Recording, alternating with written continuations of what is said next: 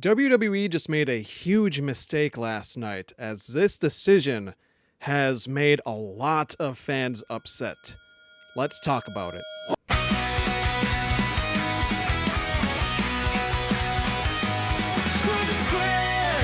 Welcome back, everybody, to the Screw the Script. I'm your host, as always, Maverick here. Thanks for joining me this Saturday evening. You're watching this before Collision goes on the air, or you're watching it after. If you are watching it after, let me know down below your thoughts on the show. We'll get into AEW in a few minutes or so, but we got to talk about the claim that I had at the beginning of the video. WWE made a piss-poor decision last night that is angering a lot of fans. Cody Rhodes beat Drew McIntyre last night on SmackDown, and that is the thing that is getting a ton of heat, a ton of dislike from the fans. Mostly dislikes and a lot of negative comments. Look at that right there. The dislikes on YouTube, 100,000 to 24,000 upvotes. That is piss poor. That is dog shit. That is so bad. Oh, that is a worse approval rating than the president right now. And it just goes to show you that WWE is lost. They are not putting the fans first. Even with the new writer, which we'll get to in a moment, they are still making awful decisions. Drew McIntyre, he should have never re-signed with WWE. He should have left. He should have taken the Karrion Kross approach. Karrion Kross is a champ, and so is Scarlett out on the indies now. Right up there. Look at that. They are successful outside of the indies. Drew McIntyre would be a huge get for any indie promotion. And had he would have left from WWE, but no, instead he resigns. And what do they give him? A shitty storyline with CM Punk and a fucking bracelet. What the hell is that? That's some PG bullshit right there. And then he is a quick transitional champ for Cody Rhodes, Nepo Baby Rhodes, Cody Hogan, whatever you want to call him. Look at that graphic up there. Hilarious. This is not my creation. I just wanted to show you guys because it's so funny. Cody is literally the modern day Hulk Hogan. He's getting everything handed to him, and he's not deserving of it anymore. When he first came back to WWE and they built him up against Roman Reigns, against The Rock, sure, a lot of people were Cody Crybabies were their nickname. But now things have changed significantly. I'm starting to wonder that it's a Cody Rhodes problem and not necessarily a creative problem, because this shit happened over in AEW. Yes, he wrote himself out of the World Championship after that storyline with MJF, but it didn't work in his favor, and the fans slowly turned on him. And the same shit is happening now in WWE. The fans are turning on Cody Rhodes. And that screenshot that I showed you a minute ago is proof. This is Jey Uso level backlash. And SmackDown last night should have just been called Backlash, because that is what they're receiving with the Cody Rhodes becoming champ over Drew McIntyre. McIntyre is out now for the Night 2 main event. It is now going to be Cody Rhodes and Randy Orton. Yes, they have history, so that part, I'll give them a slight thumbs up on that. That is it. Everything else, though, this is not a good way to do it. It could have been built differently, but now instead, it could have been McIntyre and Randy Orton, with Randy Orton beating McIntyre at WrestleMania, or McIntyre retaining because Cody Rhodes comes out and costs Randy Orton the match, and that is how you could have had those two feud. That's just my idea, how I would have handled it instead, and now you have this mess where Cody Rhodes is significantly hated right now for winning this. They better turn him heel. At this point, it would be a damn shame not to turn Cody Rhodes heel, because he's got so much heel heat right now, you might as well do it. Going on to other WWE news before I get to AEW stuff, Road Dogg was fired. I mentioned briefly that new creative was brought in.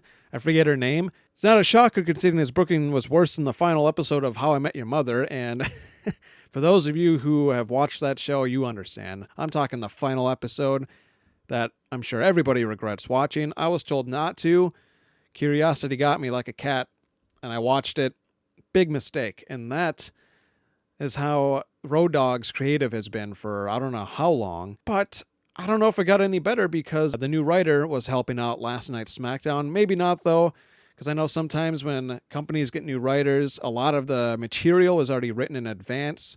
So that may have been possibly, now take this with a grain of salt, this is just a prediction by me, I have no proof by it or behind it, but that could have been a Road Dogg decision, and maybe they decided not to axe it before it happened. It's a lose-lose for WWE regardless if it was his decision or not, because if it was, awful. If it wasn't, that may even be worse, because that means creative is going in a direction that is equally as bad as what Road Dogg was dealing with his creative ideas. Other news, Tom Brady was in talks for WrestleMania. I guess his agents were talking with TKO and WWE last year of 2025 leading up to this year's WrestleMania.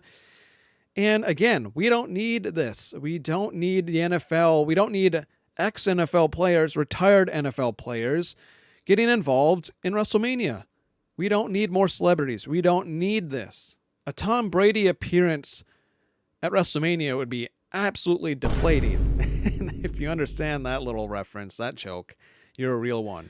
And you also have their YouTuber turned pro wrestler that nobody likes, Logan Paul, has fairly, I think, I agree with him, which is shocking to agree with him on anything, but he has criticized WWE with the logos on the mat that had started last year or maybe in end of 2024, I forget now.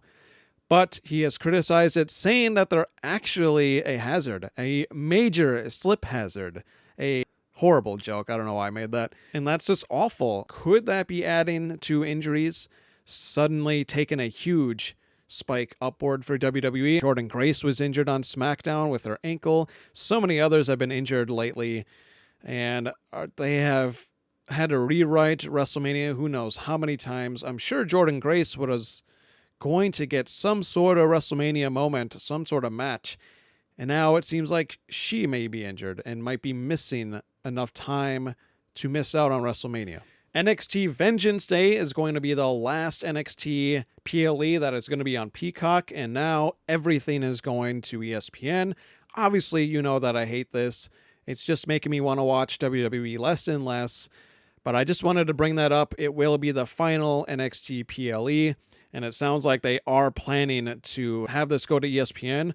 I'm hoping that a W that they could have here instead of another L for WWE is to put these on Netflix. If you're going to have the main show PLEs have to be on ESPN and you have to purchase that streaming service just to watch them, at least give us NXT PLEs on Netflix alongside Raw. That way, if anybody doesn't want to pay ESPN like I do for the big PLEs, they could at least get the NXT ones with their Netflix subscription to watch Raw.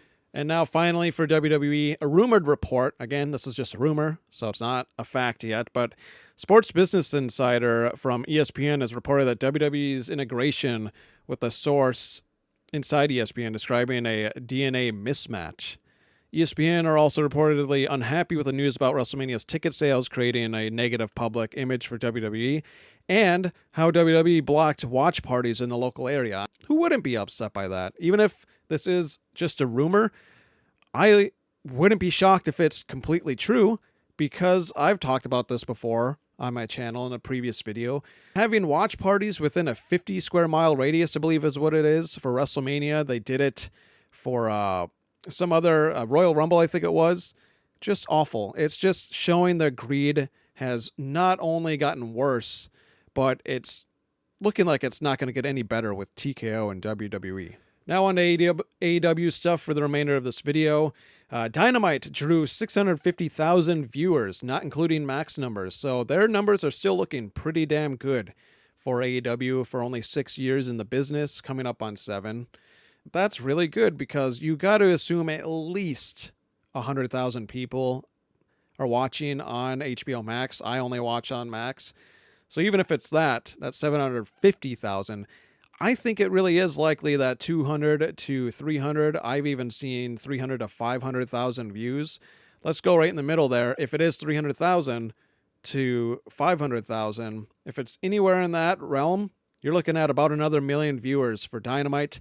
And again, a lot of SmackDowns haven't even broke a million recently. And honestly, I wouldn't be shocked if next week's SmackDown gets below 1 million after Cody Rhodes ended up beating Drew McIntyre. AEW has also smartly, and I say this with huge confidence, smartly uploaded a video recently on their YouTube titled Everything You Need to Know About AEW, How to Become an All Elite Wrestling Fan. This is smart because they recognize that a lot of WWE fans are walking away. They're pissed about creative. They're pissed about shitty storylines. They're pissed about high ticket prices and many other things, let alone the TKO marriage that they have and the Saudi Arabia partnership that they have, getting blood money. There are so many negatives in WWE that I don't blame a lot of these fans for finally walking away and going to give AEW a chance. So very smart by AEW to do this. We've got news on Dustin Rhodes. Looks like he's going to be returning within the next month. So I believe I could see him making an appearance at Revolution since he sounds like he's going to be good to go. He goes on to say he had double knee replacements, so they're brand new knees. They're feeling pretty good. It's a little tired today from all the walking. Such a huge venue, but probably 2 weeks, 3 weeks, I'll be back. And that was him back a couple of weeks ago, probably from the last pay-per-view for AEW. He had been walking around. So good news there. I'd love to see Dustin Rhodes. You got to think he's probably on his final run, though. So soak it in while you can, because Dustin Rhodes is right up there with Sting, and he's probably going to have his own farewell tour, a proper send-off like Sting got in AEW, unlike what WWE probably would have given him. And before I get to Collision, here is the updated Revolution card. That alone, I know we're probably going to get 1 or 2 more matches added to it. That looks so much better in WrestleMania. I'm sorry. You've got the Texas Death between MJF and Adam Page. You've got Takeshita and Moxley. You've got Brody King and Swerve Strickland recently added. You've got Tekla and Statlander. You've got Andrade and Bandito. FTR versus the Young Bucks for the tag titles. And also the Trios Championships up for grabs. Honestly, I see Kevin Knight turning heel there. They're going to lose, and I think he's going to attack Speedball and go off on his own. That's an early prediction for me. That's the updated card. It looks so stacked. It looks to be probably the best card on paper for AEW since All In Texas. We shall see how it plays out, but I know it's going to be much better than WrestleMania. And lastly, for Collision, again, you guys might be watching this before it airs or after. I'm just letting you know my favorite match that I'm looking forward to. Claudio versus Takeshita. That's the one I'm looking forward to for Collision. It's going to be better than anything that happened on SmackDown. And I think I see Takeshita coming out on top. I think that they need to continue to push him. He's young. He's got star written all over him. So many guys from the Don Callis family do, including Kyle Fletcher, to name another, and obviously Okada. So that's who I am predicting to win tonight. I think towards the end, it's going to have some post-match stuff happen between the Death Riders and the Don Callis family. I'm so looking forward to Collision. So let me know down in the comments what you're looking forward to the most. And if you're watching this after Collision went off the air, let me know what your favorite match was from Collision. That's all I had in this episode of Screw the Script. Let me know down below again, what are your thoughts on Cody Rhodes becoming champ again and going to face Randy Orton at WrestleMania? Let me know your thoughts on that, as well as Road Dogg being fired. Just WWE creative overall. Let me know your thoughts on that. And then again, what was your favorite part of Collision? As always, this is Maverick with Screw the Script. Thanks for watching. No